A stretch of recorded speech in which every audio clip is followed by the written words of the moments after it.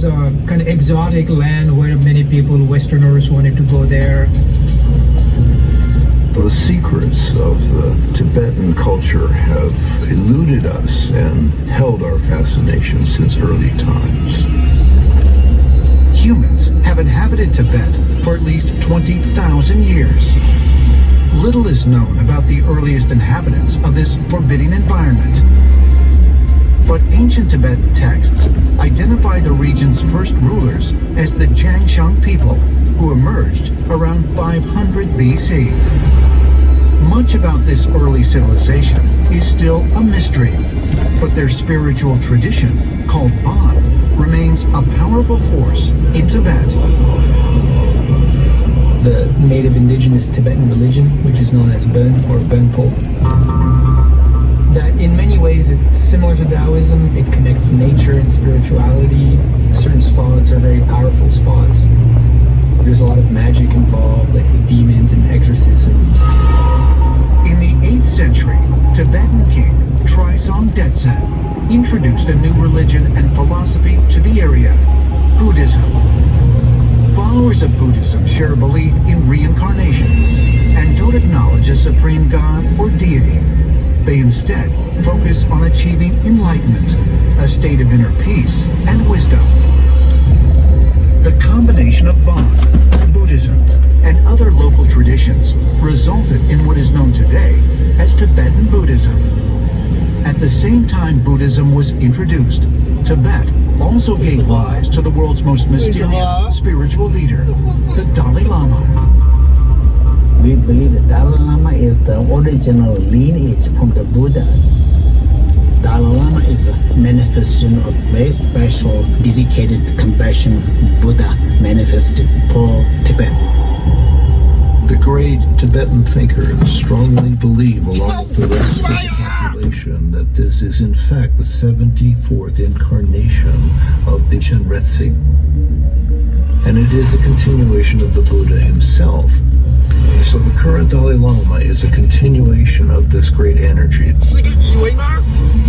These lamas, all these great personalities lived in Tibet.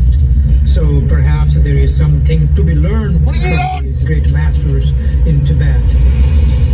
Having traveled in Tibet a number of times, it really expands your mind. And in many ways, Tibet is that magical, mystical place where anything can happen. Tibet not only stands at a crossroads of Eastern religious traditions, but is believed by many to be a place where heavenly beings actually reside on Earth. It is said that this was the abode of the gods. The Himalayan region is filled with stories of so-called celestial beings that descended from the sky in flying vehicles that they refer to as dragons and flying furnaces. According to some of the earliest Sanskrit texts, the first Buddha that ever walked the earth was 9 feet tall, had light blue skin, and his arms reached all the way down to his knees. And there are multiple statues all throughout that region of the world that depict exactly a Buddha like that. Tibetan, we believe that a lot of planets have a lot of human beings. We're not necessarily what we call the human being in this world. We believe some ancient aliens visit to this world. Visitation did happen, and this was something that has remained in the consciousness of the local people over millennia. The reason why this area of the world has become a religious center is because of the arrival of the extraterrestrials. Is it possible that the culture of Tibet was influenced by ancient alien visitors? And if so, could they still be present in this mountainous region today? According to both Hindu and Buddhist traditions, the gods reside in a hidden kingdom in the Himalayas, known as Shambhala. Shambhala is a very important role in the Tibetan culture, and we believe it exists in this world. Shambhala is ruled by kings who live for hundreds of years. They are all-knowing, they particularly are guiding the planet, very much as we often think that extraterrestrials are doing. They have wonderful technology, there's electricity, there's airships. So what is going on in Shambhala? Is it some mystical city of the masters where extraterrestrials and humans are living and working together? That's what many people believe. Is the lost kingdom of Shambhala really a secret city of advanced extraterrestrial beings, as some ancient astronaut theorists suggest? And if so, might evidence of its alien origin be found somewhere in Tibet? Perhaps clues can be found in one legendary expedition into the very heart of the unknown.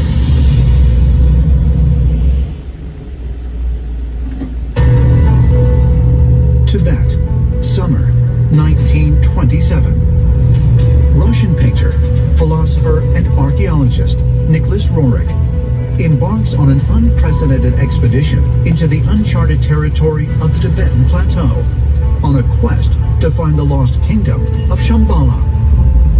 On August 5th, 1927, Roerich notes a strange object in the skies while traveling through the mountains along the northeastern border of Tibet.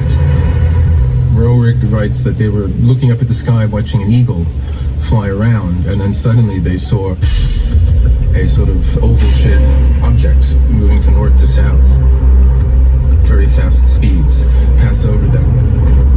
In one of his later lectures in 1935, Nicholas Roerich described his sighting as a spacecraft or an aerial vehicle that must have come from Shambhala itself. Did Nicholas Roerich witness an alien craft in Tibet nearly a century ago, decades before the era of modern UFO sightings began? And if so, is it possible that the traditions that have endured here for centuries reflect not only a profound spirituality, but are tied to an otherworldly presence? Perhaps further clues can be found by examining an early Buddhist civilization